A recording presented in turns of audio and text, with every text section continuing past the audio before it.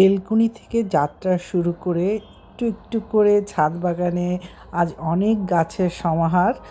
Hello my lovely viewers, আসসালামু আলাইকুম। কাশিবে ছাদ বাগানের পক্ষ থেকে সবাইকে অভিনন্দন।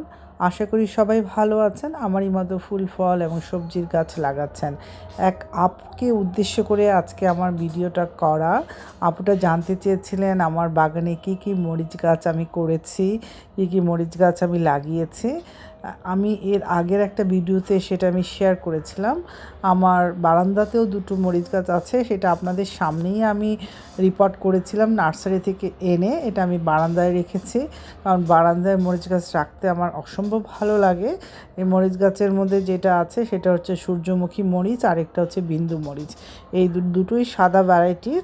একটা হচ্ছে সূর্যমুখী সাদা মরিচ, আরেকটা হচ্ছে বিন্দু মরিচ। ইজিলি আপনারা যে কোনো নার্সারিতে পেয়ে যাবেন। আর জন্য কোনো আপুরা বন্ধুরা আমার কাছ থেকে বীজ কালেক্ট করতে চান, সেটাও পেতে পারেন, কারণ আমি বীজ সংগ্রহ করে রাখি পরবর্তী সিজনের জন্য। গাছের জন্যে অনেক বীজ থেকে যায়, সেই বীজ আপনারা চাইলে আপনাদের কাছে অবশ্যই আমি পৌঁছে দিতে পারবো ইনশাল্লাহ। এইটা হচ্ছে বিন্দু মরিচ, ছোটো ছোটো হয়, প্রচুর হয় একটা গাছে। আর এটা হচ্ছে হোয়াইট বা সাদা রঙের সূর্যমুখী মরিচ, প্রচুর ঝাল এই মরিচটা। আপনারা কেউ যদি বীজ সংগ্রহ করতে চান আমার কাছ থেকে, আমি অবশ্যই সেটা আপনাদের কাছে পৌঁছে দেবো ইনশাল্লাহ। এই তো চলে এলাম আমার ছাদ বাগানে। বারান্দা বাগান থেকে বের হয়ে আমি সোজা চলে আসলাম আমার ছাদ বাগানে। গুটি গুটি করে একটা দুটো গাছ করতে করতে আছে, বিশাল বাগানটা বড় হয়েছে, অনেক সমৃদ্ধ হয়েছে। এই বাগান করার পিছনে উৎসাহ কিন্তু আমার বাবার। যাই হোক, যদি কেউ বাগান করতে চান, এরকম একটা সফল বাগানি হতে চান, তাহলে মনের ইচ্ছা শক্তিটাই যথেষ্ট। মনে যদি প্রবল ইচ্ছা থাকে, সেই ইচ্ছা শক্তি জোরেই আপনি একজন সফল বাগানি হয়ে উঠতে পারবেন। এই যে সবজির খোসাগুলো দেখতে পারলেন, এগুলো আমি প্রতি কিচেন থেকেই সংগ্রহ করে রাখি, একটাও আমি ফেলে দেই না। এইভাবে প্রতিটা সিজনের পরপরই একটা দুটো করে কন্টেনার রেডি হতে হতে প্রায় 10-12টা কন্টেনার এভাবে রেডি হয়ে যায় পরবর্তী সিজনের গাছের জন্য। এই যে আমি রেডি করছি, এটা জৈব সারের পাশাপাশি আপনারা সরাসরি এইভাবে যদি তৈরি করে রাখেন কন্টেনারগুলো, সরাসরি বীজ বপন করে দিতে পারবেন, যে কোনো গাছের বীজ। আমি বিশেষ করে এই ধরনের কন্টেনারে, 5 লিটারের কন্টেনারে আমি ঢ্যাঁড়সের চাষ করে থাকি, আর হচ্ছে পুঁই শাক খুব ভালো হয়।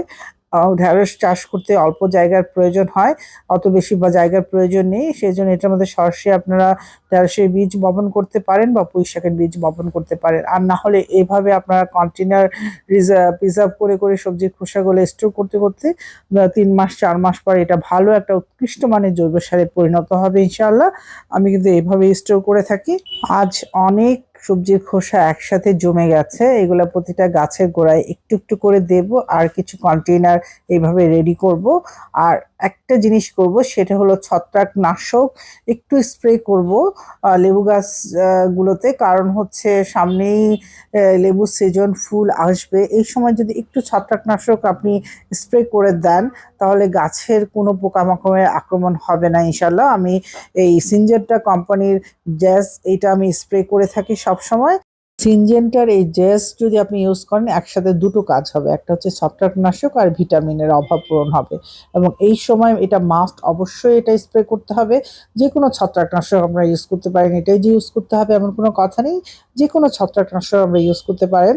কারণ ফেব্রুয়ারি মাস শুরু হয়ে গেছে, মাঝামাঝিতে প্রত্যেকটা লেবু গাছে, যার যার ছাদ বাগানে আছে, সমস্ত লেবু গাছগুলোতে ফুল চলে আসবে।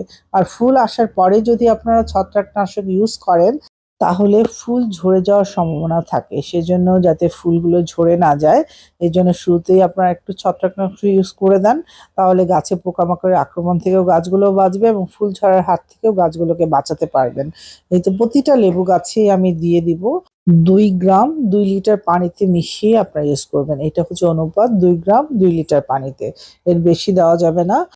আমার পুরো ভিউয়ার্স এবং নতুন ভিউয়ার যারা আছে, সবাইকে আন্তরিক ভালোবাসা এবং অভিনন্দন এতক্ষণ ধৈর্য ধরে আমার ভিডিওটা দেখার জন্য। যারা নতুন ভিউয়ার্স আছেন, অবশ্যই চ্যানেলটাকে সাবস্ক্রাইব করে দেওয়ার পাশাপাশি অবশ্যই একটা লাইক করে দিবেন ভিডিওতে, আর কমেন্ট করে আমার পাশে থাকবেন, আমার জন্য দোয়া করবেন। পরবর্তীতে কোনো একটা নতুন ভিডিও নিয়ে অবশ্যই আপনাদের মাঝে হাজির হয়ে যাব ইনশাআল্লাহ। এই যে গাছ দুটো দেখতে পাচ্ছেন, এই গাছগুলো কিন্তু আমার বীজের গাছ। গত বছর ফুল এসেছিল, ফল আসেনি। এই বছর ইনশাল্লাহ আশা করি ফুল হবে, ফলও ধরবে। এই দিয়ে শেষ করছি আজকের ভিডিওটা। সবাই ভালো থাকবেন।